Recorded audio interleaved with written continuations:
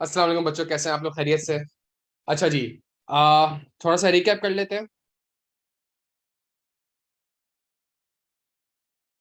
Last class में हमने कुछ सेक्शन पढ़े थे लैंडिंग एनबीएफसी के। और वो कहता क्या था बेसिकली? वो कहता था कि जी लाइबिलिटी जो आपकी एग्रीगेट लाइबिलिटी होगी उसके ऊपर कुछ लिमिट लगा दी गई है। जो आपकी कॉन्टिजेंट लाइबिलिटी होगी उसके ऊपर भी लिमिट लगा दी गई है। ये हमने पढ़ा। फिर हमने पढ़ा कि जी आपको एज एन एनबीएफसी एक लैंडिंग एनबीएफसी आपको एक रिजर्व फंड मेंटेन करना पड़ेगा, बिकॉज आपने आगे पैसा लैंड किया हुआ है ना। तो अगर आगे पैसा लैंड किया हुआ है तो यार कल को पैसा मिले ना मिले तो आपके पास एटलीस्ट एक रिजर्व फंड मेंटेन होना चाहिए। इसको हमने बैंकिंग ऑर्डिनेंस से भी लिंक कर दिया था प्यारे बच्चों। फिर उसके बाद हमने ये पढ़ा था कि जी आप जो आगे फाइनेंसिंग कर रहे होते हैं उसकी क्या लिमिट है। तो हमने पढ़ा था कि पर्सन को आप कितना कर सकते हैं, ग्रुप को कितना कर सकते हैं, fund based non fund based क्या लिमिट्स हैं क्या लिमिट्स नहीं है। वो चीज हमने डिस्कस करी थी। आज के क्लास में जो हम पढ़ने जा रहे हैं वो सेक्शन 17C पढ़ने जा रहे हैं, रेगुलेशन 17C पढ़ने जा रहे हैं। और ये क्या है? ये है exposure limits in the capital market. Capital market कौन सी मार्केट होती है हमारे पास? लिस्टेड इक्विटी सिक्योरिटीज की। यहाँ पे उसने आपके लिए कहा है कि एनबीएफसी लैंडिंग एनबीएफसी सही। कौन सी एनबीएफसी? Landing NBFC. क्या वो इक्विटी सिक्योरिटीज में इन्वेस्ट कर सकती है? बिल्कुल कर सकती है। लेकिन इसके लिए एक उसने लिमिट लगा दी है। क्या लिमिट लगा दी है उसको हम पढ़ लेते हैं। अच्छा एक चीज आप सुन लीजिएगा, ये लिस्टेड सिक्योरिटीज है। ये लिस्टेड सिक्योरिटीज है प्यारे बच्चों।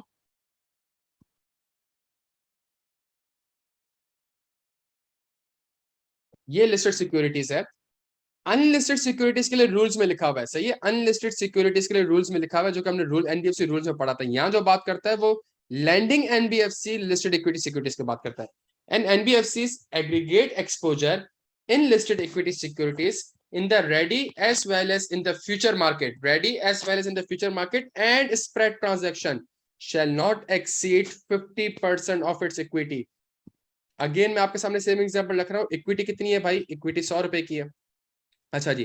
तो मतलब क्या मैं लिस्टेड इक्विटी सिक्योरिटी में इन्वेस्टमेंट कर सकता हूँ? बिल्कुल कर सकता हूँ। कितनी कर सकता हूँ? 50% ऑफ इक्विटी, मतलब सिर्फ और सिर्फ 50 रुपए के हद तक मैं इन्वेस्टमेंट कर सकता हूँ लिस्टेड इक्विटी सिक्योरिटीज में। अनलिस्टेड के लिए एनबीएफसी रूल्स में लिखा है, जो कि हम पढ़ चुके हैं। अनलिस्टेड लिस्टेड इक्विटी सिक्योरिटीज के लिए मैं 50 रुपए तक की इन्वेस्टमेंट कर सकता हूँ। ये जो लिस्टेड इक्विटी सिक्योरिटीज में जो इन्वेस्टमेंट करने जा रहा हूं मैं, ये अगेन बात किसकी कर रहा है? एग्रीगेट एक्सपोजर की। मतलब अगर मैंने एमसीबी के शेयर्स भी लिए हुए, बैंक ऑफ पंजाब के भी लिए हुए, जिलेट के भी शेयर्स लिए हुए, एनबीपी के भी शेयर्स लिए हुए, इन सब के शेयर्स मिला के मेरे इक्विटी का 50% से एक्सीड नहीं करना चाहिए सही है। और इसके अंदर कौन कौन सी ट्रांजेक्शन शामिल हो जाती है प्यारे बच्चों? इसके अंदर आपके पास ready as well as future market. Ready क्या होता है कि जी आज मैंने एक ट्रांजेक्शन करी T+2 पे, सेटलमेंट 2 दिन बाद होगी, ये मेरी रेडी ट्रांजेक्शन है कि मैं आज एक ट्रांजेक्शन कर लेता हूँ। फ्यूचर ट्रांजेक्शन क्या होगी? आज मैं एक ट्रांजेक्शन कर रहा हूँ कि 30 दिन बाद मैं आपको बेच दूंगा या 30 दिन बाद आपसे ये खरीद लूंगा, ये फ्यूचर ट्रांजेक्शन है। स्प्रेड ट्रांजेक्शन क्या होती है प्यारे बच्चों? स्प्रेड ट्रांजेक्शन किसने एक्सप्लेनेशन दी हुई है यहाँ पे? स्प्रेड ट्रांजेक्शन क्या होगी प्यारे बच्चों? कि मैं आज ही एक सिक्योरिटी खरीद रहा हूँ और आज ही मैं आपसे क्या कहते हैं 30 दिन बाद या 20 दिन बाद उसको बेचने जा रहा हूँ। ये मेरे पास स्प्रेड ट्रांजेक्शन कहलाएगी। यहाँ पे समझने की क्या बात है? For the purpose of this regulation, spread transaction means such transactions where shares of one company are purchased on one settlement date and simultaneously spread transaction sold on another settlement date that will be considered as a one transaction. समझने की कोशिश करिएगा मेरी। मैं equity security में कितने की investment कर सकता हूँ? 50 रुपए की। मैंने 26 रुपए का आज एक शेयर खरीदा। एक शेयर मैंने आज 26 रुपए का खरीदा सही है। और मैंने आज ही साइमल्टेनियसली आज ही इसको आगे जाके 20 दिन बाद 25 दिन बाद 27 रुपए का बेच दिया सही है। ये मैंने परचेज करा, इसी एक शेयर को मैंने सेल कर दिया प्यारे बच्चों। ये टोटल कितना हो गया? ये टोटल हो गया आपके पास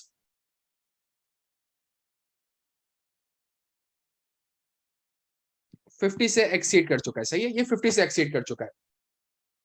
ये 58 बनता है कुछ सही है। जहां ये 58 बनता है प्यारे बच्चों, यहां पे उसने एक्सप्लेनेशन दे दी कि ये आप सिर्फ इसको एक ट्रांजैक्शन तस्वुर करेंगे, आप इसको दो ट्रांजैक्शन तस्वुर नहीं करेंगे। मतलब आप इसको 26 रुपए का ही तस्वुर करेंगे और इसको आप रिकॉर्ड कितने पे करेंगे? 26 पे रिकॉर्ड करेंगे। डन हो गया प्यारे बच्चों उसको यहाँ पे। अच्छा जी। Provided that the above condition shall not be applicable on a non deposit taking NBFC. अगर आप पब्लिक से पैसा ले ही नहीं रहे प्यारे बच्चों, देखें इक्विटी का मसला क्या है? इक्विटी सिक्योरिटीज आपके कंट्रोल में नहीं होती सही है। तो जहां आपने पब्लिक से पैसा लिया हुआ है, अगर आप डिपॉजिट टेकिंग एनबीएफसी, आप पब्लिक से पैसा इकट्ठा कर रहे हैं, आप कह रहे हैं कि जी मेरे पास अकाउंट्स में डिपॉजिट करवा, जिस तरह बैंक के पास आप डिपॉजिट कराते हैं, इस तरह एनबीएफसी के पास भी अगर आप डिपॉजिट करा सकते हैं, और उसका एक क्राइटेरिया है, अगर आपने पैसा बैंक के पास, इनके पास, एनबीएफसी के पास रखवाया है, जो कि डिपॉजिट टेकिंग एनबीएफसी है, सही है, तो वो अगर आपका पैसा कल को इक्विटी में कर दे और इक्विटी क्रैश कर जाए 20-25 हजार से, तो आप तो इनको पैसा ही नहीं पे कर सकोगे। इसने आपको लोन नहीं दिया है, डिपॉजिट टेकिंग में समझिएगा, इसने आपको लोन नहीं दिया, इसने आपके पास पैसा ऐसे डिपॉजिट करवाया हुआ है, सही है, तो आप तो कल को उसको रीपे कर ही नहीं सकोगे प्यारे बच्चों। तो ये condition non deposit taking NBFC के लिए अप्लाई नहीं होगी। क्यों अप्लाई नहीं होगी प्यारे बच्चों? बिकॉज इसमें आपने पब्लिक से पैसा नहीं लिया, आपका अपना पैसा हुआ, या आपने बैंक से लोन वगैरह लिया हुआ है, आप इस चीज को जहां चाहे इन्वेस्ट कर सकते हैं, ये अबव लिमिट यहाँ पे अप्लाई नहीं होगी। अच्छा जी, लेकिन सर मैंने ये जो लिस्टेड इक्विटी सिक्योरिटी में इन्वेस्टमेंट करी है 50 रुपए की, 50 रुपए तक की इन्वेस्टमेंट कर सकता हूँ। सर मैंने एमसीबी के शेयर्स लिए हुए 30 रुपए के, नेशनल बैंक ऑफ पाकिस्तान के लिए हुए 15 रुपए के, और जिलेट के मैंने शेयर्स लिए हुए लेट से 5 रुपए के। ठीक हो गया भाई, यहाँ पे ये मेरे टोटल 50 रुपए बन गए। अब ये जो एमसीबी के आपने 30 शेयर्स खरीदे हुए ना प्यारे बच्चों, एनबीएफसी रेगुलेशन में यहाँ पे भी रिस्ट्रिक्शन है। क्या रिस्ट्रिक्शन है? And NBFC investment in the equity securities of any company shall not exceed 10% of the paid up capital of the investing company or 10% of its own equity। प्यारे बच्चों, तो अगर मेरी अपनी इक्विटी 10 रुपए, तो मतलब मैं किसी एक स्क्रिप्ट में, किसी एक कंपनी के स्क्रिप्ट में 10 रुपए से ज्यादा उसके शेयर नहीं ले सकता। या फॉर एग्जाम्पल, अगर एमसीबी का पेड अप लेट से ये जिलेट है, क्या मैं इसके 5 रुपए के शेयर खरीद सकता हूं? सर अपनी इक्विटी से कंपेयर करूं, बिल्कुल ले सकता हूं। लेकिन सर अगर मैं ये देखूं कि जिलेट का पेड अप कैपिटल कितना है, सर जिलेट का पेड अप कैपिटल 40 रुपए है, और 40 रुपए का 10% कितना बनता है प्यारे बच्चों? 4 रुपए बनता है। और वो कह रहा है विच एवर इज लोअर, मेरी इक्विटी के हिसाब से मैं 10 रुपए तक के ले सकता हूँ, उसकी उसके पेड अप कैपिटल के हिसाब से, उसकी इक्विटी के हिसाब से नहीं, उसके पेड अप कैपिटल के हिसाब से, उसके शेयर कैपिटल के हिसाब से। अगर प्यारे बच्चों मैंने 4 रुपए, 40 रुपए के साथ 4 रुपए लेते, विच एवर इज लोअर, 4 रुपए में जिलेट के 5 रुपए के शेयर्स भी एक्वायर नहीं कर सकता। क्या यहाँ तक बात समझ आती है? ये हमें आपको लिमिट लगाता है, shall not exceed 10% of the paid up capital of the investing company और 10% of its own equity which ever is less, and the shares acquired in excess of the 10% limited. अब यहाँ पे एक जो आगे जो बात कर रहा है, इसका मैं थोड़ा समझाता हूँ। बहुत से एनबीएफसी होती है, आपने अक्सर देखा होगा, वो अंडर राइटिंग कमिटमेंट्स करती हैं। अंडर राइटिंग कमिटमेंट क्या होती है? एक कंपनी शेयर्स इशू करने जा रही है, सही है, और वो अगर कंपनी शेयर्स इशू करने जा रही है, कल को अगर for example public shares acquire ना करे, तो ये एनबीएफसी एक अंडर राइटिंग कमिटमेंट देती है कि जी जितने शेयर्स पब्लिक ने एक्वायर कर लिए, ठीक है, अगर पब्लिक ने एक्वायर नहीं करे तो मैं आपसे एक्वायर कर लूंगा, मैं आपके शेयर से परचेज कर लूंगा। तो ये अंडर राइटिंग कमिटमेंट, जो कि हम आगे जाके इंशाल्लाह पढ़ेंगे भी इसको। तो इस केस में तो देयर इज अ पॉसिबिलिटी कि पब्लिक ने शेयर्स लिए ना, और आपने जो एक्वायर कर लिया वो 10% से उस स्क्रिप्ट के ज्यादा हो गए, सही है, जहां ज्यादा हो गए, यहाँ पे वो कहता है चूंकि आपने इसको ट्रेडिंग पर्पस के लिए नहीं लिया, आपने तो एक बिजनेस ट्रांजैक्शन करी थी, यहाँ पे वो आपको रिलैक्सेशन देता है। The shares acquired in excess of the 10% limit due to the underwriting commitments shall be sold off within a period of 6 months from the date of acquisition of share। ठीक है, अलाउ करता हूं, acquire कर लो, क्योंकि underwriting commitment है, shares purchase करने नहीं गए थे, एक बिजनेस करने गए थे। लेकिन हाँ, एक्वायर जब हो गया ना, अब इसको रख नहीं सकते, क्योंकि देखिए एनबीएफसी रूल्स को आप देखें, वो आपको मना करता है स्ट्रेटेजिक इन्वेस्टमेंट करने से, सही है, वो आपको मना करता था सब्सिडीज बनाने से, वो आपको इन चीजों से मना, जब वो इन चीजों से मना करता है, तो यहाँ पे जाहिर सी बात है एक लिमिट लगाएगा आपके ऊपर कि आप 10% की भी लॉजिक ये कि 10% अगर आप ज्यादा एक्वायर करने चले जाएंगे प्यारे पे, तो वो स्ट्रेटेजिक इन्वेस्टमेंट में या एसोसिएट में, सब्सिडी में फॉल कर सकती है, इसलिए वो यहाँ पे इसको लिमिट लगा रहा है। अब एक सवाल है, सर मैंने जिलेट के शेयर 2 रुपए के लिए, मैंने जिलेट के 2 रुपए के शेयर लिए, सही है सर। अब जब मैंने जिलेट के 2 रुपए के शेयर लिए हैं, सर जिलेट की मार्केट वैल्यू ऐसी बड़ी कि 20 रुपए हो गई, सर क्या करूं, अब बेच दूं? नहीं सर, इसकी एक्सप्लेनेशन है। इसकी एक्सप्लेनेशन क्या है? ये एक्सप्रेशन पहले पढ़ रहा हूं मैं।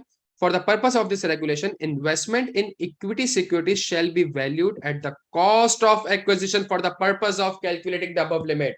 फॉर द अबव लिमिट आप 2 रुपए को देखेंगे, आप 20 रुपए को नहीं देखेंगे प्यारे बच्चों के। यहां तक बात समझ आती है? एक और चीज है, एक और चीज है, और वो चीज क्या है? वो चीज ये है कि जी आपने अक्सर देखा होगा, शेयर्स में इन्वेस्टमेंट की हुई है, लेट से किसी स्क्रिप्ट में मैंने 8 रुपए के शेयर्स खरीदे हुए, वो परमानेंट डिक्लाइन हुए जा रहा है, परमानेंट डिक्लाइन हुए जा रहा है। मैंने कहा कि जी आए इसको इम्पेयरमेंट रिकॉर्ड करते हैं, और मैंने इसके ऊपर 2 रुपए की इंपेयरमेंट रिकॉर्ड कर ली। इंपेयरमेंट रिकॉर्ड करी, फेयर वैल्यू का गेन और लॉस की बात नहीं कर रहा, मैंने इंपेयरमेंट रिकॉर्ड कर लिया। जहां मैंने इंपेयरमेंट रिकॉर्ड कर ली, अब ये 6 रुपए पे आ गया। सही है प्यारे बच्चों, इस केस में मैं 8 रुपए लूं या 6 रुपए लूं। अगर 8 से 80 हो रहा है, अगर 8 से 80 हो रहा है तो मैं 8 लेता हूं। लेकिन अगर 8 से 6 हो रहा है, मैंने शेयर्स को इंपेयर्ड कर दिया है, अब वो मेरे पास कैरी हो रहा है 6 रुपए का। प्यारे बच्चों अब क्या करूं, उसके ऊपर वो कहता है provided that amount of provision created against the permanent diminishing. Permanent diminishing का मतलब आपको याद होगा कि अगर एक चीज परमानेंटली डिक्लाइन कर दी, वो जो 20% क्राइटेरिया और 6 महीने से ज्यादा, अगर वो क्राइटेरिया पूरा हो चुका है प्यारे बच्चों, तो फिर आप उसके अगेंस्ट इंपेयरमेंट रिकॉर्ड करते हैं। Shall be deducted from the cost of acquisition of the equity investment and the maximum limit। प्यारे बच्चों इसका मतलब क्या है, इसका मतलब ये है कि आप इसको अब 6 रुपए पे कंसिडर करेंगे। लिमिट कैलकुलेट करते हुए आप इसको 6 रुपए पे कंसिडर कर रहे होंगे। प्यारे बच्चों के यहाँ तक बात समझ आती है? मैं एक बार वापस आपसे पढ़ लूं। Provided that the amount of provision created against the permanent diminution shall be deducted from the cost of acquisition of equity investment and the maximum limit. Provided further that the above restriction shall not be applicable to investment made by an NBFC in its own subsidiaries and long-term strategic investment out of surplus equity। ये जितनी बातें कर रहा है, यहाँ पे एक तरफ आपसे कह रहा है कि आप 10% ज्यादा शेयर्स एक्वायर कर नहीं सकते, और एनबीएफसी रूल्स में लिखा था कि जी अगर आप चाहें तो आप फाइनेंशियल सर्विस कंपनी को अपनी सब्सिडी बना सकते हैं। इन्वेस्टमेंट अगर आपकी मिनिमम इक्विटी 100 मिलियन है, उससे ऊपर जो आपके पास इक्विटी पड़ी है, सरप्लस इक्विटी, उससे आपने जो करना है करें, मुझे मसला नहीं है। तो अगर आपने कोई ऐसी चीज बनाई है प्यारे बच्चों, तो ये अबव लिमिट्स वगैरह जो है, provided that the above restriction, जितनी भी ऊपर रिस्ट्रिक्शंस की बात करी गई है प्यारे बच्चों, ये अप्लाई नहीं होगी। कब अप्लाई नहीं होगी? अगर आपने कोई लॉन्ग टर्म स्ट्रेटेजिक इन्वेस्टमेंट करी है out of the surplus equity या सब्सिडी बनाई हुई है प्यारे बच्चों, इस केस में आपके ऊपर ये लिमिट अप्लाई नहीं होगी। बिकॉज अगर आपने सब्सिडी बनाई तो जाहिर सी बात है 10% से ज्यादा ही शेयर्स एक्वायर्ड किए होंगे प्यारे बच्चों। यहाँ तक बात समझ आती है? दूसरी चीज हमसे बात करता है, तो अगर मैं इसको थोड़ा समराइज करूं प्यारे बच्चों, उसको थोड़ा सा अगर मैं समराइज कर दूं, तो यहाँ पे वो बात करता है, किस चीज की लिमिट की बात करता है? वो बात करता है कैपिटल मार्केट। और कैपिटल मार्केट में वो किस चीज की बात करता है? वो बात करता है लिस्टेड सिक्योरिटीज की। अनलिस्टेड का सवाल आएगा, रूल्स में जाके देखना है हमने। वो बात करता है लिस्टेड सिक्योरिटीज की प्यारे बच्चों। लिस्टेड सिक्योरिटीज के केस में प्यारे बच्चों वो बात करता है रेडी, फ्यूचर और स्प्रेड ट्रांजैक्शन। लेकिन स्प्रेड ट्रांजैक्शन क्या होती है? आज ही परचेज करता हूं, आज ही सेल करता हूं, तो यहाँ पे वो कहता है कि इसको आप एक ट्रांजैक्शन कंसीडर करेंगे। इसको आप एक ट्रांजैक्शन कंसीडर करेंगे। क्या यहाँ तक बात समझ आती है? और वो कहता है कि वो आपसे सिंपल सी एक बात कहता है, पहली जो आपकी लिमिट लगाता है वो पूरी ओवरऑल लिस्टेड सिक्योरिटीज पे लगाता है, कि अगर आपकी ओवरऑल लिस्टेड सिक्योरिटीज पे आपकी जो लिमिट है वो आपकी इक्विटी का 50% है, वो आपकी इक्विटी का 50% है। क्या यहाँ तक बात समझ आती है? अच्छा सर, मैं यहाँ पे अमाउंट क्या लूं, फेयर वैल्यू लूं कि कॉस्ट लूं? यहाँ पे वो आपको एक्सप्लेन करते थे कि जी आपने कॉस्ट लेना है, आपने फेयर वैल्यू नहीं लेनी। अच्छा सर, कॉस्ट लिए, इंपेयरमेंट हो गई, अब क्या करूं? तो वो कहता है कि आपने इंपेयर्ड वैल्यू, आपने कैरिंग अमाउंट 100 की चीज को अगर आप 80 पे लेकर आ गए, तो आपने आफ्टर इंपेयरमेंट वाली अमाउंट लेनी है। डन हो गया प्यारे बच्चों। दूसरी चीज वो आपसे कहता है ठीक है 50 रुपए तक की सिक्योरिटीज में इन्वेस्टमेंट कर सकते हैं, लेकिन देखिए ख्याल रखें किसी एक कंपनी के शेयर्स आप लोअर ऑफ दो चीजें, या तो आपकी इक्विटी का 10% या उसके पेड अप कैपिटल का 10%, विच एवर इज लोअर। सही है, उससे ज्यादा उस स्क्रिप्ट के शेयर्स को आप एक्वायर्ड नहीं कर सकते बच्चों। यहां तक बात समझ आती है? और फिर वो आपसे कहते हैं जो जितनी भी रेगुलेशंस मैं आपको बता रहा हूं, ये सबके ऊपर अप्लाई होगा एक्सेप्ट फॉर अगर आपने आउट ऑफ सरप्लस इक्विटी अगर आपने कोई सब्सिडरी बनाई है या कोई स्ट्रेटेजिक इन्वेस्टमेंट करी है, तो ये अबव लिमिट इनके ऊपर अप्लाई नहीं होगी बच्चों। ये क्लियर है? हमें थोड़ा सा आगे बढ़ते हैं प्यारे बच्चों।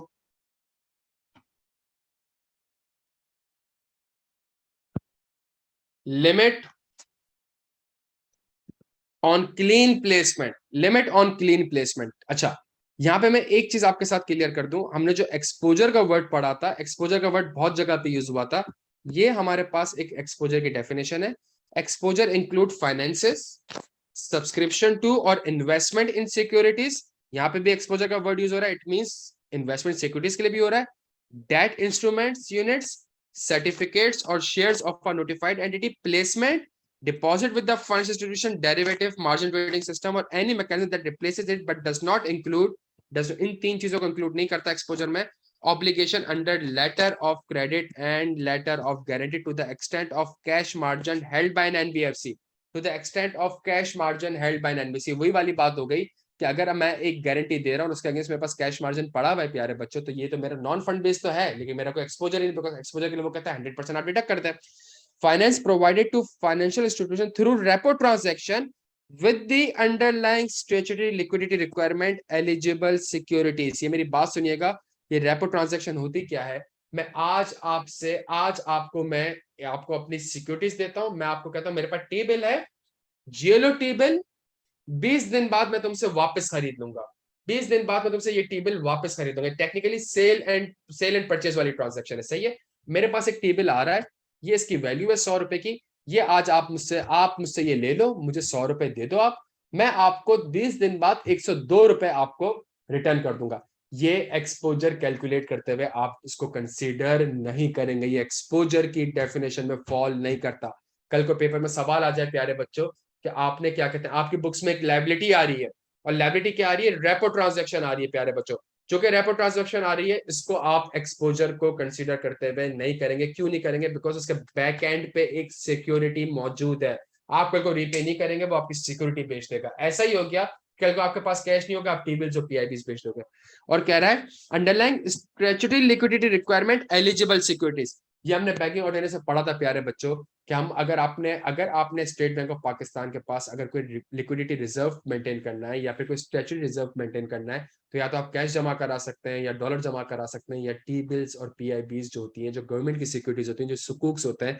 उसमें आप जमा करा सकते हैं deposit in current and saving accounts other than term deposit term deposit मेरी प्लेसमेंट में काउंट हो जाएगा बट अगर मैंने नॉर्मल डिपॉजिट वगैरह करवाया हुआ है इसको भी मैं एक्सपोजर में शामिल नहीं करूंगा प्यारे बच्चों लिमिट ऑन क्लीन प्लेसमेंट और अगेन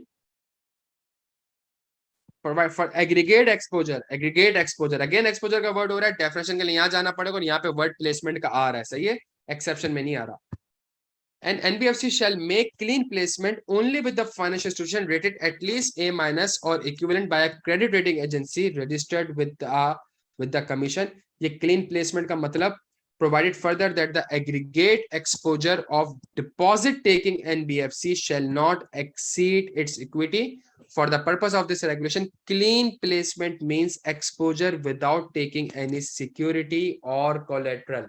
ये समझने की कोशिश करेगा प्यारे बच्चों मैं क्लीन प्लेसमेंट का मतलब मैं एक एनबीएफसी हूं मैंने एक जगह पे क्लीन प्लेसमेंट कर दी क्लीन प्लेसमेंट का मतलब फॉर एग्जांपल मैंने इस जगह पे इस बैंक में या फाइनेंशियल में पैसा जमा करा दिया प्यारे बच्चों जहां मैंने इस बैंक में जमा करा दिया लेट से मैंने 100 रुपए जमा करा है आप कभी भी बैंक से सिक्योरिटी नहीं मांगते कि जी आप मुझे सिक्योरिटी दे कि कल को मैं डिफॉल्ट कर जाऊं कल को बैंक डिफॉल्ट कर जाएगा तो मेरे पैसे का क्या होगा आप ये नहीं कर सकते इसके ऊपर वो आपसे कहता है कि ये जो क्लीन प्लेसमेंट है जो कि अनसिक्योर्ड है आप बैंक या सामने वाली ऑर्गेनाइजेशन आपको कोई सिक्योरिटी नहीं दे रही ये क्लीन प्लेसमेंट कहलाएगा प्यारे बच्चों इसमें आप सबसे पहले तो किसके पास जमा करा सकते हो उसी के पास जमा करा सकते हो जिसकी क्रेडिट औकात अच्छी होगी सही है जिसकी क्रेडिट औकात अच्छी नहीं होगी इसके पास आप प्लेसमेंट नहीं कर सकते फॉर एग्जाम्पल हम ऑडिट में अक्सर देख रहे हैं और आप भी देखिएगा समिट बैंक के पास पैसा जमा करवाया है समिट बैंक की रेटिंग खराब हो चुकी है प्यारे बच्चों अनरेटेड आ रहा है ये रेटिंग बहुत घिर चुकी है फॉरन से कवर लेटर का पॉइंट जाता है कि जी ये तो आप नॉन कंप्लाइज कर रहे हैं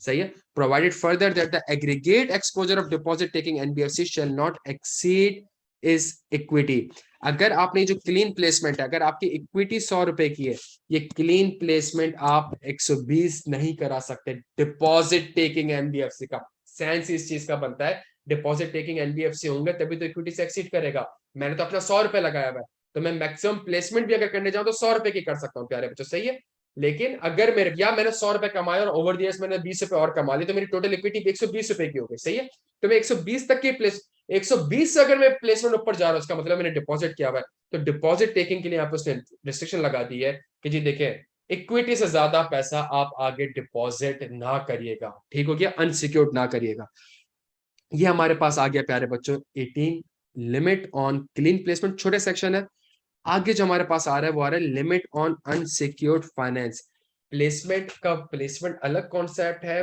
फाइनेंस अलग कॉन्सेप्ट है। यहाँ मैं सामने वाली पार्टी को, यहाँ जो वर्ड यूज हो रहा है, only with financial institutions, limit on clean placement only with financial institutions, limit on unsecured finance, ये फाइनेंशियल इंस्टीट्यूशन को तो नहीं होगा, ये तो किसी को भी हो सकता है।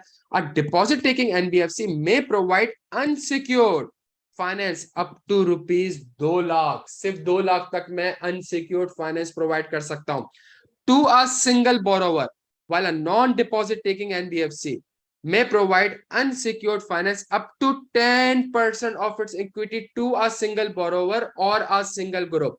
प्यारे बच्चों समझने की कोशिश करिएगा, अगर आप डिपॉजिट टेकिंग एनबीएफसी है, सिंगल बोरोवर को आप 2 लाख रुपए तक जमा, इसका मतलब आप पब्लिक से पैसे ले रहे हैं, आगे पब्लिक को पैसा दे रहे हैं। अगर आप अनसिक्योर्ड दे रहे हैं तो 2 लाख रुपए तक की प्लेसमेंट कर सकते हैं। अच्छा, अनसिक्योर्ड के अलावा अगर सिक्योर्ड होगा, हम लास्ट क्लास में इसको पढ़ चुके हैं, सही है। उसके अंदर भी लिमिट आ रही थी 10%, 20% वाली लिमिट आ रही थी। Fund based plus non fund based 20% से एक्सीड नहीं करना चाहिए, ग्रुप के केस में 25% से एक्सीड नहीं करना चाहिए। लेकिन अगर आप पब्लिक का पैसा नहीं ले रहे, आपका अपना पैसा है, कोई मसला वाली बात नहीं है, 10 टाइम्स ऑफ इक्विटी आप सिंगल पर्सन को या ग्रुप को आप अनसिक्योर्ड फाइनेंस प्रोवाइड कर सकते हैं, provided that the total unsecured finance shall not exceed 50% of the equity of the deposit taking NBFC, provided further that this regulation shall not be applicable in case of non-bank microfinance company। इसको थोड़ा समझने की कोशिश करेगा, मैं diagram भी बना देता हूं आपको। Provided that the total unsecured finance, सही है sir, of the deposit taking NBFC, our deposit taking NBFC may provide unsecured finance up to ₹2 lakh. ऊपर कह रहा है वो 2 लाख रुपए तक आप जमा करा सकते हो, ठीक है। और फॉर एग्जाम्पल आपकी जो इक्विटी है वो एज्यूम करता हूं मैं, वो एज्यूम करता हूं लेट से वो 10 लाख है। आपकी जो इक्विटी है वो 10 लाख है। 10 लाख का, प्यारे बच्चों मुझे सिर्फ इतना बता दो, 50% कितना होता है? 10 लाख का 50% होता है 5 लाख। सही हो गया जी, 5 लाख हो गया। अच्छा, पहला बंदा आया डिपॉजिट टेकिंग, यहाँ पे भी डिपॉजिट टेकिंग एनबीएफसी है, यहाँ पे भी जो बात कर रहे हैं किसकी बात कर रहे हैं? डिपॉजिट टेकिंग एनबीएफसी की बात कर रहे हैं। पहला बंदा आया, मैंने उसको 2 लाख रुपए दे दिए। दूसरा बंदा आया, मैंने उसको 2 लाख रुपए दे दिए। तीसरा बंदा आया, प्यारे बच्चों मुझे बताएं क्या मैं इसको 2 लाख रुपए दे सकता हूँ? तीसरे बंदे को मैं 2 लाख रुपए, और इन लोगों ने अभी तक रीपे नहीं करा है, इन लोगों ने अभी तक रीपे नहीं किया, इनकी रीपेमेंट ड्यू नहीं है लेट से। प्यारे बच्चों मुझे बताएं क्या मैं तीसरे बंदे को 2 लाख रुपए दे सकता हूँ? सर, जहां तीसरे बंदे को 2 लाख रुपए दूंगा तो मेरी total aggregate exposure deposit taking NBFC में कितना हो गया है? 6 लाख रुपए हो चुका है। मैं एग्रीगेट सिंगल पर्सन की तो लिमिट कंप्लाई कर रहा हूं, लेकिन एग्रीगेट के ऊपर भी एक लिमिट आ गई, 5 लाख से ज्यादा इक्विटी से ऊपर, 50% इक्विटी से ऊपर मैं एक्सपोजर उसको प्रोवाइड नहीं कर सकता। लेकिन ये non bank micro finance company में अप्लाई नहीं होगा, क्यों? बिकॉज उसका तो काम ही ये है कि वो इंडिविजुअल बोरोवर्स को लोन प्रोवाइड कर रहा होता है। Provided further that the all NBFC shall determine their internal prudential limits, restriction and requirement for unsecured exposure as per the credit and risk management policies duly approved by their board, and shall submit report to the commission on a quarterly basis regarding such policies and unsecured finance provided thereunder on such format as the commission may notify through circular। प्यारे बच्चों यहाँ तक clear हो? मेरी यहाँ तक बात समझ आती है प्यारे बच्चों?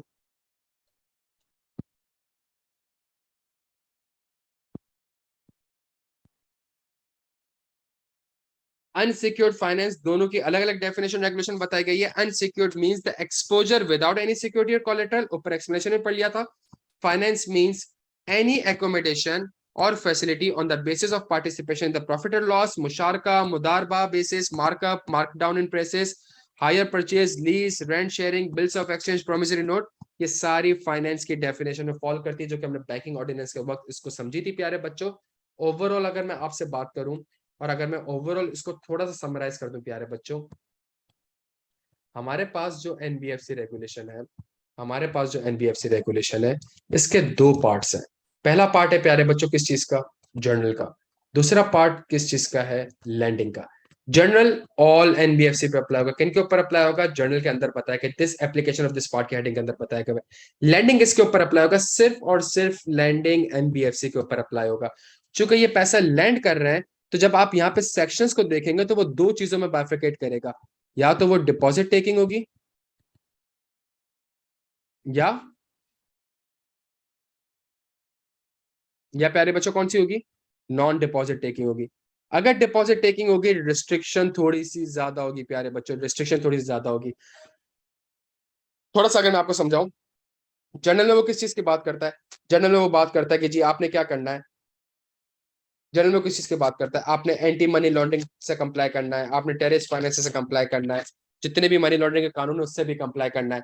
प्लस यहाँ पे डायरेक्टर को जब अपॉइंट करने जाएंगे, सीईओ को जब अपॉइंट करने जाएंगे, सब्सिक्वेंट डायरेक्टर को अपॉइंट करने जाएंगे, अगर कोई कैजुअल वैकेंसी होती है, इन सारे प्रोसेस में किसको लूप में रखना है प्यारे बच्चों, किसको लूप में रखना है, एससीसीपी को लूप में रखना है। क्या यहाँ तक बात समझ आती है जनरल बात की? लैंडिंग एनबीएफसी में अगर मैं आपको उसको थोड़ा सा समराइज करने की कोशिश करूं प्यारे बच्चों, थोड़ा समराइज करने की कोशिश करूं, बड़ा मैटर करता है, बड़ा इंपॉर्टेंट है कि वो कहना क्या चाहता है। वो कहता है यार एक अदद आपकी इक्विटी है, सही है, आपका काम क्या होगा, या तो आपने खुद पैसा लगाया होगा, या आपके पास पैसा कहीं से आया होगा प्यारे बच्चों, सही है, ये आपके पास पैसा कहीं से आया होगा। ये जो आपके पास पैसा आया, ये जो आपके पास पैसा है, ये दो किस्म का हो सकता है। पहली किस्म, आपने बैंक से पैसा लिया होगा। दूसरी किस्म, आपने आपने कोई लोन लिया होगा, और लोन किस सूरत में लिया होगा, आपने कोई टीएफसी इश्यूज करे होंगे। तीसरी किस्म, आपने शायद पब्लिक को बोला होगा मेरे शेयर सब्सक्राइब करो, ये पैसा आपके पास यहां से आया होगा। या या चौथा, जो कि बड़ा खतरनाक है, आपने पब्लिक का पैसा अपने पास डिपॉजिट रख, जैसे मैं बैंक में डिपॉजिट कराता हूँ, ये इसकी बात करता है प्यारे बच्चों, सही है, और ये इसको कहता है कि ये डिपॉजिट टेकिंग एनबीएफसी, सही है, ये तो मेरा नॉर्मल बिजनेस है, ये काम तो मैं कर सकता हूँ। आपके पास जब पैसा आया होगा प्यारे बच्चों, जब आपके पास पैसा आया होगा, तो इट मीन्स ये आपकी क्या है प्यारे बच्चों, ये आपकी क्या है, ये आपकी लाइबिलिटीज है। इसने लाइबिलिटी के ऊपर एक सेक्शन लगा दिया, और लाइबिलिटी के ऊपर एक लिमिट लगा दी कि भाई एग्रीगेट लाइबिलिटी इतनी होनी चाहिए, सही है, एग्रीगेट एक्सपोजर आपका इतना होना चाहिए। लायबिलिटी में सिक्योरिटी डिपॉजिट और कॉन्टीजेंट लायबिलिटी को शामिल नहीं करेंगे, कॉन्टीजेंट लायबिलिटी की लिमिट भी इतनी होनी चाहिए। Fund based non fund based वो यहाँ पे बात करता है। पैसा आ कहां से रहा है उसके ऊपर वो कुछ लिमिट लगा रहा है। पैसा जाएगा कहां पे प्यारे बच्चों, या तो पैसा आप लैंड करेंगे, सही है, पैसा लैंड कहां कहां करेंगे आप, या तो पैसा आप इन्वेस्ट करेंगे। इन्वेस्ट कहां करेंगे, इन्वेस्ट लिस्टेड इक्विटी सिक्योरिटीज में करेंगे, इसके ऊपर हमने सेक्शन पढ़ लिया। पैसा लैंड कहां पे करेंगे आप, पैसा लैंड आप बहुत सी सूरतों में कर सकते हैं। आप सिक्योर्ड फाइनेंस भी दे सकते हैं, और आप अनसिक्योर्ड फाइनेंस भी दे सकते हैं, और आप क्लीन प्लेसमेंट भी कर सकते हैं, क्लीन प्लेसमेंट भी कर सकते हैं। इन तीनों के ऊपर भी प्यारे बच्चों उसने आपको कुछ लिमिट्स बता दिए। अगर सिक्योर्ड फाइनेंस भी करना है, फंड बेस्ड और non fund based, 20% of your equity से ज्यादा नहीं होना चाहिए, और ग्रुप के केस में अगर उसको और उसकी होल्डिंग उसकी सब्सिडी 25% से ज्यादा नहीं होना चाहिए। जो 20% कहता है ये फंड बेस्ड और नॉन फंड बेस्ड दोनों के लिए है। इसमें से वो कहता है फंड बेस्ड 15% से एक्सीड नहीं करनी चाहिए। इसी तरीके से हमने लिस्टेड इक्विटी सिक्योरिटीज का पढ़ लिया प्यारे बच्चों, कि आप लिस्टेड इक्विटी सिक्योरिटीज में इस हद तक इन्वेस्टमेंट कर सकते हैं, आप शेयर्स में अपनी इक्विटी का 50% पैसा लगा सकते हैं। आपने पैसा तो 50% लगाया, कल को वो 50 के 60 रुपए हो गए, आप 60 रुपए को तस्वुर नहीं करेंगे, आप 50 रुपए जो आपने कॉस्ट लगाई है उसी को तस्वुर करेंगे।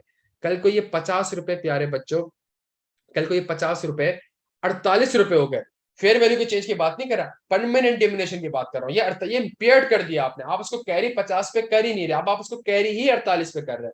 प्यारे बच्चों कहते हैं ये जो 2 रुपए की डिडक्शन है, इस 2 रुपए को प्यारे बच्चों आप इसमें से भी कॉस्ट में से माइनस करें, और जो आप लिमिट कैलकुलेट कर रहे थे ना इक्विटी का 50%, उसमें से भी आप 2 रुपए माइनस करें। लेट्स आपकी इक्विटी 100 रुपए है, 50% 50 रुपए बनता है, इस 50 रुपए में से भी 2 रुपए को आप क्या कहते हैं माइनस करें। इट मीन अब आप 48 को डिवाइड करेंगे 98 रुपए से। क्या यहाँ तक बात समझ आती है? इसी तरीके से प्यारे बच्चों किसी सिंगल कंपनी के, किसी सिंगल स्क्रिप्ट के प्यारे बच्चों, आप अपनी इक्विटी के 10% से ज्यादा है जो नंबर्स लिखा हुआ है उससे ज्यादा आप उधर अमाउंट, या तो आपका आपकी इक्विटी का 10% या सामने वाले का पेड अप कैपिटल, सामने वाले की इक्विटी नहीं, सामने वाले का शेयर कैपिटल, उसका शेयर कैपिटल 10% से ज्यादा आप acquire which ever is lower. प्यारे बच्चों के यहाँ तक बात समझ आती है?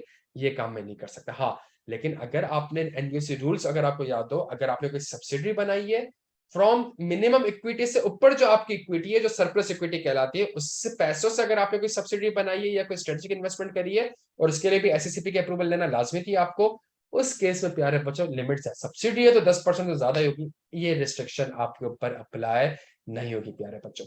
पैसा आपका है, सही है, आपके अगर आपका पैसा नहीं है, आपने पब्लिक से पैसा नहीं लिया हुआ, आपका पैसा है प्यारे बच्चों, क्लीन प्लेसमेंट करने जाएंगे अगर, इतने की लिमिट है। लेकिन देखें अगर पब्लिक का पैसा है तो यहाँ पे मैं आपके ऊपर रिस्ट्रिक्शन लगा रहा हूँ, इससे आपकी इक्विटी से ज्यादा एक्सीड नहीं करना चाहिए। क्या ये ओवरऑल प्यारे बच्चों आपको समझ आता है? कि एनबीएफसी रेगुलेशन के दो पार्ट है। एक पार्ट आपका जनरल है, जेनेरिक बातें करता है, सारे एनबीएफसी के लिए बातें करता है।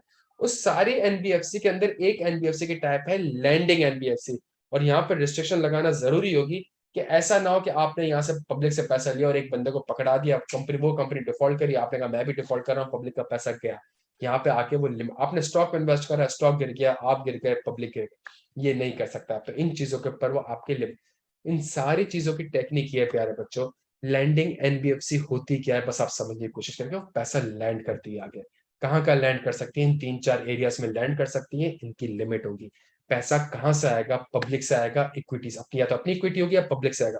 अगर पब्लिक का डिपॉजिट लिया हुआ पैसा आपने किया हुआ है ना प्यारे बच्चों, अगर आप डिपॉजिट टेकिंग एनबीएफसी अगेन मैं कहता हूँ, अगर आपने बैंक से लोन लिया हुआ है आप डिपॉजिट टेकिंग एनबीएफसी नहीं कहलाएंगे। सही है। अगर आपने फाइनेंशियल इंस्टीट्यूशन से लोन लिया हुआ है आप डिपॉजिट टेकिंग एनबीएफसी नहीं कहलाएंगे। अगर आपने शेयर्स इशू कर रहे हैं आप डिपॉजिट, अगर आप कस्टमर को कहते हैं कि जी यहाँ पे आप अपना अकाउंट खुला के पैसा जमा करा सकते हैं, ऐसे पैसा जमा करा सकते हैं, कल को उसको ट्रांसफर करा सकते हैं, चेक इशू कर सकते हैं, यहाँ से वहां कर सकते हैं, ये काम अगर आप कर रहे हैं प्यारे बच्चों, ये और आपको कंपनीज एक्ट याद हो तो वो प्रोहिबिट करता है पब्लिक डिपॉजिट को। सही है। तो अगर आप डिपॉजिट टेकिंग एनबीएफसी नहीं है प्यारे बच्चों, तो आपका अपना पैसा है, लिमिट में भी रिलैक्सेशन है। जहां पब्लिक का पैसा इन्वॉल्व होगा, रिलैक्सेशन आपके ऊपर थोड़ी सी कम हो जाएगी, रिस्ट्रिक्शन और लिमिट ज्यादा अप्लाई हो जाएगी। क्या यहाँ तक बात समझ आती है प्यारे बच्चों? नेक्स्ट क्लास में एक बहुत ही इंपॉर्टेंट एरिया है, कि अगर मैं आगे पैसा लैंड करता हूँ, प्यारे बच्चों, तो मसला क्या होता है, कल को वो पार्टी डिफॉल्ट कर जाएगी। और जब डिफॉल्ट करेगी तो मुझे कुछ प्रोविजंस रिकॉर्ड करने पड़ेंगे। वो प्रोविजन मैं एनबीएफसी रेगुलेशन के हिसाब से करता हूँ, और एक शेड्यूल 10 है आई बिलीव, जिसमें ओएईएम सब standard doubtful loss past paper के लिहाज से बड़ा इंपॉर्टेंट है। हम नेक्स्ट क्लास में उस एक स्केड्यूल को डिस्कस करेंगे, और उसके बाद जितने भी 2009 से लेके आज तक एनबीएफसी के ऊपर सवाल आए हुए हैं, अगर तो वो हमारे नई स्कीम के हिसाब से अब हमारे सिलेबस का पार्ट नहीं है, वो इग्नोर हो जाएंगे। जो हमारे सिलेबस का पार्ट है वो मजीद दो चीजों में बाइफरकेट होंगे। एक तो वो कि अगर एनबीएफसी सवाल किसी और रेगुलेशन से लिंक्ड हो रहा है तो इसको आज हम डिस्कस नहीं करेंगे जब तक हम वो रेगुलेशन नहीं पढ़ लेंगे। और अगर कोई सवाल प्योरली एनबीएफसी रूल्स या एनबीएफसी रेगुलेशन या कंपनी ऑर्डिनेंस में जो 282 से लेके कुछ पार्ट्स दिए हुए हैं, अगर वहां से कवर्ड हो रहा है तो हम इंशाल्लाह उसके बाद, तो नेक्स्ट क्लास में हमारा एनबीएफसी रेगुलेशन खत्म हो जाएगा प्यारे बच्चों। उसके बाद हमारे पास पास्ट पेपर्स की इंशाल्लाह ड्राफ्टिंग स्टार्ट होगी। कोई 20-25 सवाल 2009 से लेकर अब तक इसके ऊपर आ चुके हैं। अगेन कुछ सवाल ऐसे हैं जो नहीं करेंगे, जो कि करने ही नहीं है बिकॉज सिलेबस का पार्ट नहीं रहा। कुछ सवाल करने हैं लेकिन आज नहीं करने हैं, बाद में करने हैं जब हम रेगुलेशन पढ़ लेंगे। और फिर हमारे पास इंशाल्लाह वो सवाल जो कि एनबीएफसी से हो सकते हैं, हम इंशाल्लाह उसको कवर करेंगे। बच्चों यहाँ तक बात समझ आती है? क्लियर हो मेरे भाई? तला साहब आप क्लियर है?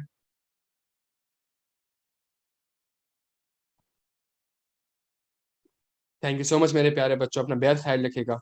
अल्लाह हाफिज।